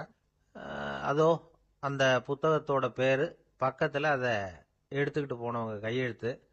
உத்து பாக்குறாங்க எல்லாரும். அதுல போட்டிருக்குது பேரு CN அண்ணாதுரை அப்படின்னு எழுதியிருந்தது. அவர் தான் பேரறிஞர் அண்ணா. நேரு படிக்க விரும்பின ஒரு புத்தகத்தை அதே நேரம் படிக்க விரும்பின இன்னொரு தலைவர் இவர். படிக்கிறதுல அவருக்கு இருந்த ஆர்வத்தை நாம தெரிஞ்சுக்கணும்னா அதுக்கு எவ்வளவோ சம்பவங்கள் இருக்கு. கடைசி காலத்துல அவர் அடையாறு மருத்துவமனையில படுத்திருக்கிறார். அவருக்கு ஒரு முக்கியமான அறுவை சிகிச்சை செய்ய வேண்டியிருக்குது அவசரமா. அமெரிக்காவிலிருந்து டாக்டர் மில்லர் வந்திருக்கிறார். அவர்கிட்ட கேட்கிறார், டாக்டர் நாளைக்கே அறுவை சிகிச்சை செய்ய போறீங்களா அப்படின்னு. ஆமாங்கிறார் டாக்டர் மில்லர். நாளைக்கு மறுநாள் செஞ்சுக்கிறனே அப்படின்னாராம் அண்ணா. ஏன் ஏதாவது நாள் பாக்குறீங்களான்னு கேட்டிருக்கார். இல்ல, ஒரு புத்தகத்தை படிச்சுக்கிட்டு இருக்கிறேன், அதை நாளைக்குள்ள முடிச்சிருவேன், அதுக்கப்புறம் நான் இறந்தாலும் கவலை இல்லை அப்படின்னாராம் இவர். அவர் தான் அறிஞர் அண்ணா. சங்ககால நூல்கள்ல இருந்து சமீபத்துல வந்த நூல்கள் வரைக்கும் எல்லாம் அவர் படிச்சிருக்கிறார். ஒரு திருமண விழாவில் அவர் பேசும்பொழுது சொன்ன விஷயம் இது. சங்க காலத்துல காதலியை மணக்க விரும்புகிறவனுக்கு அவனுடைய தந்தை வீர சோதனைகள்லாம் வைப்பாரு. போய் புலிப்பல்லு கொண்டுகிட்டு வா, அப்போதான் என் பொண்ணை கொடுப்பேன் அப்படின்னு சொல்லுவார். காதலன் உடனே காட்டுக்கு போவான், ஒரு புலியை கொன்று அதனுடைய பல்லை கொண்டுகிட்டு வருவான். அதை வீர பதக்கத்துல பதிச்சு அவனுக்கு மாமனார் சூட்டுவார் கல்யாண சமயத்துல. இப்போலாம் காதலன் கிட்ட அப்படி சொல்ல முடியாது. இப்போலாம் காதலன் கிட்ட காட்டுக்கு போய் புலிப்பல் கொண்டுகிட்டு வான்னு யாராவது சொன்னா புலி தான் மாப்பிள்ளையா வந்து சேரும் அப்படின்னார்.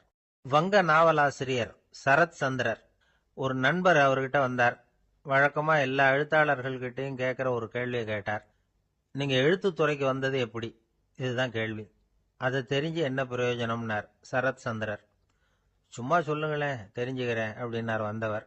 சரி சொல்றேன்னு ஆரம்பிச்சார். நான் ரங்கூன்ல வேலை பார்த்துக்கிட்டு இருந்தேன். சம்பளம் பத்தல. வேலையும் பார்த்துக்கிட்டு ஒரு பலசரக்கு கடை வைக்கலாம்னு நினைச்சேன். என்னால் மளிகை கடை வச்சு சரியாக நடத்த முடியுமாங்கிற சந்தேகம் என் மனைவிக்கு. அதை சோதனை பண்ணி பார்க்கணுங்கிறதுக்காக சில பொருள்களின் அளவு, அதோட விலை, இப்படி சிலதை சொல்லி எல்லாத்தையும் மனக்கணக்காக கூட்டி போட சொன்னாங்க. என்னால் சரியாக கூட்டி சொல்ல முடியல. உங்களால் மளிகை கடை நடத்த முடியாதுன்னு சொல்லிவிட்டாங்க. உடனே என்ன பண்ணுறது, வேற வழி இல்லை, கதை எழுத ஆரம்பிச்சிட்டேன் அப்படின்னார். கேட்டவருக்கு சிரிப்பு வந்துட்டு தான். சரத் சந்திரர் ஒரு பக்கம் சீரியஸான நாவல்கள், சிறுகதைகள் எழுதியிருந்தாலும் அவருடைய இன்னொரு பக்கம் வேற விதம். நண்பர்கள் கிட்ட பேசும்பொழுதும் சரி, அவர்களுக்கு கடிதங்கள் எழுதும் போதும் சரி, கேலியும் கிண்டலும் நகைச்சுவை உணர்வும் அதிகமா இருக்கும். காந்திஜி ஒரு சமயம் கல்கத்தாவுக்கு வந்திருந்தார். தேசபக்தர்கள் பல பேர் அவர்கிட்ட பேசிக்கிட்டு இருந்தாங்க. அப்போ சரத் சந்திரரும் அங்க இருந்தார். கிரண் சங்கர் ராய் அப்படிங்கிறவரும் அங்க இருந்தார். அவர் சொன்னாராம், காந்திஜியோட பழகிய முதல் வங்காளி நான் தான். போயர் யுத்த காலத்துல இவர் லண்டனுக்கு வந்திருந்தப்போ என்கிட்ட தான் வங்காள மொழி கத்துக்கிட்டார் அப்படின்னாராம். உடனே சரத் சந்திரர் காந்திஜியை பார்த்து, இவர் உங்களுக்கு வங்காள மொழி கத்து கொடுத்தது உண்மைதானா அப்படின்னாராம். ஆமான்னாராம் காந்தி. அதனாலதான் உங்களால வங்காள மொழி கத்துக்க முடியல அப்படின்னாராம். எல்லாரும் சிரிச்சாங்களாம். சரத் சந்திரர் சாம்தாபேர் அப்படிங்கிற கிராமத்துல தங்கி இருந்தார். ஒரு இலக்கிய நிகழ்ச்சியில கலந்துக்கிறதுக்காக. அதுக்காக ஒரு கல்கத்தாவுக்கு போக வேண்டிய சூழ்நிலை. அதுக்காக புறப்பட்டார். அந்த சமயத்துல பின்னாடி இருந்து யாரோ அவரை கூப்பிட்டாங்க. இப்படி கூப்பிட்டவரை பார்த்து இன்னொருத்தர் யாரோ அதட்டி இருக்கிறாங்க. போகிறவரை ஏன் இப்படி கூப்பிடுறீங்க அப்படின்னு. ஏன் கூப்பிட்டா என்னன்னு கேட்டிருக்கார் சரத் சந்திரர். புறப்படுறவங்கள பின்னாடி இருந்து கூப்பிடுறது அபசகுனம், போற இடத்துல ஏதாவது ஆபத்து வரலாம் அப்படின்னு அதுக்கு விளக்கம் கொடுத்திருக்கிறார் அவர். உடனே சரத் சந்திரர் சொன்னாராம், இதோ இவங்க என்ன இலக்கிய கூட்டத்துக்கு அழைச்சிட்டு போறாங்களே, இதை விட வேற என்ன ஆபத்து வந்துட போகுது அப்படின்னாராம். இப்படி சரத் சந்திரருக்கு இயல்பாவே நகைச்சுவை உணர்வு உண்டு. அவருடைய நண்பர் ஒருத்தர் வீட்டுக்கு கூப்பிட்டு இருந்தார். அங்க ஒரு கச்சேரிக்கு ஏற்பாடு பண்ணியிருந்தாங்க. சரத் சந்திரருக்கு இயல்பாவே கச்சேரியில நீண்ட ஆலோசனையெல்லாம் கேட்கறதுக்கு பொறுமை இருக்காது. அதனால மெதுவா பாட போறவர் எப்படி அப்படின்னு கேட்டிருக்கார். அவருக்கு ரொம்ப நல்லா பாட தெரியும் அப்படின்னு சொல்லியிருக்கிறாங்க. அதுக்கு சரத் சந்திரர், பாட தெரியுங்கிறது சரி, பாட்டை நிறுத்த தெரியுமா அதை சொல்லுங்க முதல்ல அப்படின்னாராம். இமயமலை அடிவாரத்துல ஒரு மடம். அங்க ஒரு சன்னியாசி இருந்தார். அவர்கிட்ட ஒருத்தர் வந்தார். சுவாமி, ஆசையை உதற நினைக்கிறேன், முடியல, ஒட்டிக்கிட்டே வருது அப்படின்னாராம். இப்படி உட்கார, ஒரு கதை சொல்றேன் அப்படின்னு சொல்லி அவர் சொல்ல ஆரம்பிச்சாராம். அவர் சொன்ன கதை என்னன்னா, ஒரு ஊர்ல ஒரு ஆள் இருந்தான். அவன் பேரு குப்புசாமி. அவன்கிட்ட எப்பவும் ஒரு பழைய தொப்பி இருக்கும், விடவே மாட்டான். அதனால அவனை எல்லாரும் தொப்பி சாமி அப்படின்னு தான் கூப்பிடுறது வழக்கம். ஒரு புது தொப்பி வாங்கிக்கப்படாதாப்பா அப்படின்னு நண்பர்கள்லாம் சொல்லி பார்த்தாங்க. பணத்துக்கு எங்க போவேன் அப்படின்னு விட்டானா. பணம் வச்சிருக்கான், செலவு பண்ண மனசு வரல, மகா கஞ்சன். பழைய பாட்டில்கள்லாம் வாங்கி வித்துக்கிட்டு இருந்தான். அப்படி ஒரு தடவை பழைய கண்ணாடி சாமான்களை ஏலத்தில் எடுத்தப்போ அதில் ஒரு அருமையான சென்ட் பாட்டில் கிடைச்சிது. உடனே ஒரு ஐடியா பண்ணான். அந்த சென்ட்டை சின்ன சின்ன பாட்டில்களில் அடைச்சி ஜன்னல் ஓரமாக அடுக்கி வச்சுட்டான். அதை விற்றா நிறைய பணம் கிடைக்குமே, அதனால. இதுக்கு இடையில ஒரு நாள் அவன் அப்படியே உட்காந்துருந்தான். அந்த நேரம் நண்பன் வந்தான். ஏண்டா, உன் பழைய தொப்பியை மாற்றப்படாதா, ஊரில் எல்லாரும் கேலி பேசுகிறாங்களே உன்னை தொப்பி சாமின்னு அப்படின்னு சொல்லி கேட்டிருக்கான். இந்த சென்ட் பாட்டில் விற்றதும் பணம் வரும், அதுக்கப்புறம் பார்க்கலாம் அப்படின்னு நானா இவன். சரி வா, நீச்சல் குளத்துக்கு போயிட்டு வருவோம் அப்படின்னு கூப்பிட்டுருக்கான் நண்பன். 2 பேரும் போனாங்க. அதே நேரம் அந்த ஊர் நீதிபதியும் அங்க குளிக்க வந்தாராம். அவர்கிட்ட இருந்தது விலை வசந்த ஒரு புது தொப்பி. அதை அங்க இருந்த ஸ்டாண்ட்ல மாட்டிவிட்டு குளிக்க போனார். இதுக்கிடையில குப்புசாமி குளிச்சுட்டு வந்தான். அவனுடைய பழைய தொப்பியை காணல. அந்த புது தொப்பியை பார்த்தா இது நண்பனுடைய வேலை தான் அப்படிங்கறதாக புரிஞ்சுக்கிட்டு அதை எடுத்து மாட்டிட்டு வந்துட்டான். நீதிபதி குளிச்சுட்டு வந்து பாக்குறாரு, தொப்பியை காணும். போலீஸ்ல புகார் கொடுத்தார்.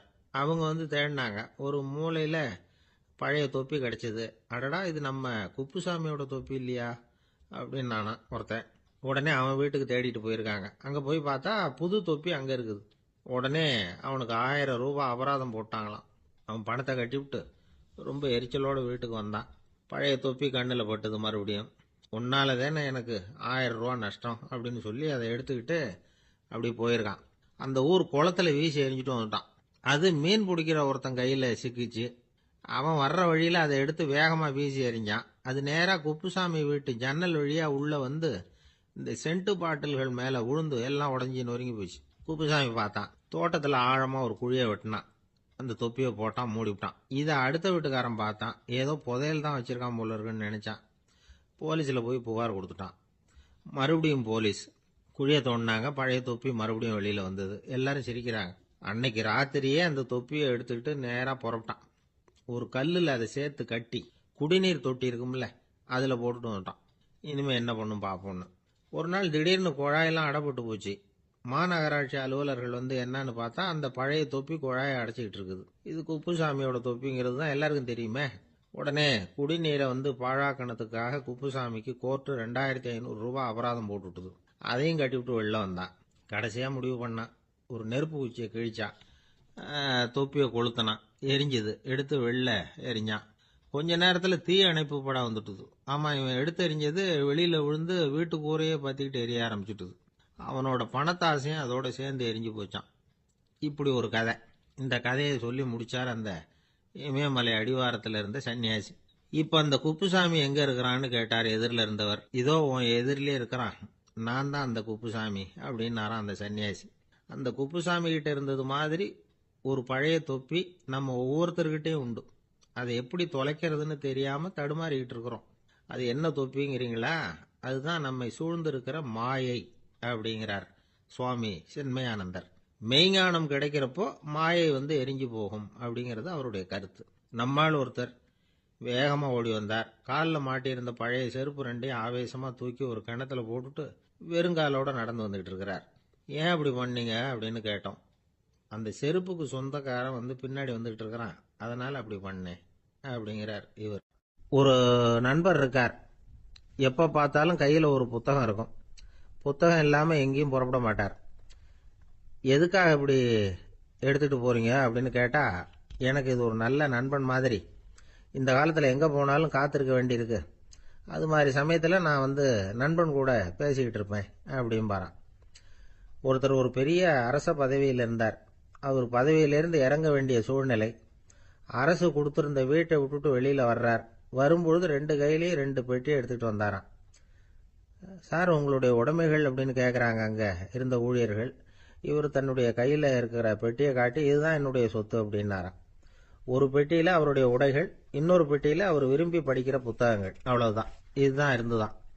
புத்தகம் படிக்கிறது வந்து மனசுக்கு நல்லதுங்கிறது நமக்கு தெரியும். புத்தக வாசிப்பு வந்து உடம்புக்கும் நல்லதுங்கிறாங்க. அது நமக்கு ஆச்சரியமா தான் இருக்குது.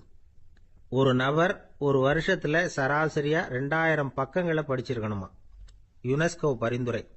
ஆனா நம்ம நாட்டில் நாம சராசரியா படிக்கிறது 32 பக்கங்கள். அவ்வளவுதான். இவ்வளவுக்கு நம்ம நாட்டில் 6000த்துக்கும் மேற்பட்ட நாளேடுகள், 2000த்துக்கும் மேற்பட்ட இதழ்கள், மலர்கள், இவ்வளவு இருந்தும் சரியா வரல. இந்த உலகத்துல முதல் நூலகம் எங்க எப்ப ஆரம்பமாச்சு தெரியுமா? கிமு 2500 ஆண்டுல அது ஆரம்பமாயிருக்குது.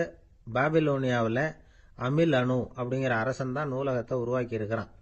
அப்பெல்லாம் தாள் கிடையாது, களிமண் தான். களிமண் பலகைகளில் வந்து எழுதி அதை தொகுத்து அப்படியே நூலாக்கி அதை நூலகத்தில் வச்சிருப்பாங்களாம். அரசருடைய நூலகத்தில் 1000த்துக்கும் மேற்பட்ட நூல்கள் இருந்ததாக வரலாற்று குறிப்பு இருக்குது. அது மட்டும் இல்லை, அந்த நூலகத்தில் வந்து பொருள் வாரியா, அதாவது சப்ஜெக்ட் வாரியா புத்தகங்களை வந்து வகைப்படுத்தி வச்சிருந்தாங்களாம். அதுல மிச்சம் இருந்த ஒரு 25 களிமண் பலகை புத்தகங்கள் இன்னைக்கும் பிரிட்டிஷ் அருங்காட்சியகத்தில் இருக்குதாம். அச்சு தாள் இதெல்லாம் ஏற்பட்டதுக்கு அப்புறம் அமைக்கப்பட்டது தான் பிரான்சில் இருக்கக்கூடிய பாரிஸ் நூலகம். 1480 பிரெஞ்சு மன்னர் 11ஆம் லூயி இந்த நூலகத்தை அமைச்சாராம். ஆனால் அப்பெல்லாம் அரசர்கள் மட்டும்தான் நூலகத்தை பயன்படுத்த முடியுமா. அதுக்கப்புறம் 17ஆம் நூற்றாண்டில் இந்த முறை மாறி பொதுமக்கள் அங்கே போகலாம், படிக்கலாம் அப்படிங்கிற நிலைமை வந்துதான். போட்லியன் நூலகம் அப்படின்னு அதுக்கு பேர் பாரிஸ் நகரத்தில் இருக்கு. அங்கே தான் நூல்களின் பட்டியல் தயாரிப்பு பணி ஆரம்பமாச்சு. கல்வி வளர்ச்சியையும் நூலகத்தையும் இணைச்சவர் நெப்போலியன் போனபார்ட். முன்பணம் செலுத்தி புத்தகத்தை படிக்கிற முறையையும் அவர் தான் கொண்டுட்டு வந்தாராம். மக்கள்கிட்ட வசூலிக்கிற வரியின் ஒரு பகுதியை நூலகத்துக்கு பயன்படுத்தினவரும் அவர் தானா. நெப்போலியன் நூலகத்தில் உலகத்தில் உள்ள எல்லா மொழி நூல்களும் இருக்குதான். அங்கே ஒரு தமிழ் நூலும் இருந்திருக்குது. அது என்னன்னா கம்பராமாயணம். சோவியத் யூனியனுக்கு படையெடுத்து போனப்போ அங்கிருந்து லட்சக்கணக்கான புத்தகங்களை இந்த பனிச்சறுக்கு வாகனங்கள் இருக்குல்ல அதில் கொண்டுகிட்டு வந்ததாக வரலாறு. அடுத்தபடியாக குறிப்பிட்டு சொல்லத்தக்க நூலகம் எதுன்னா பிரிட்டிஷ் நூலகம். மிக பழைய கையெழுத்து பிரதியெல்லாம் கூட அங்கே இருக்குது. 1753 ஆரம்பமாச்சு. அதில் உள்ள நூல்களை வரிசையாக அடுக்கினா 180 கிலோமீட்டர் நீளத்துக்கு வருமா. மிகப்பெரிய நூலகம் அமெரிக்க தலைநகர் வாஷிங்டனில் இருக்குதான். இந்தியாவை பொறுத்த வரைக்கும் பெரிய பழைய நூலகம் எதுன்னா கல்கத்தா நூலகம். எல்லா இந்திய மொழி நூல்களும் இங்கே உண்டு.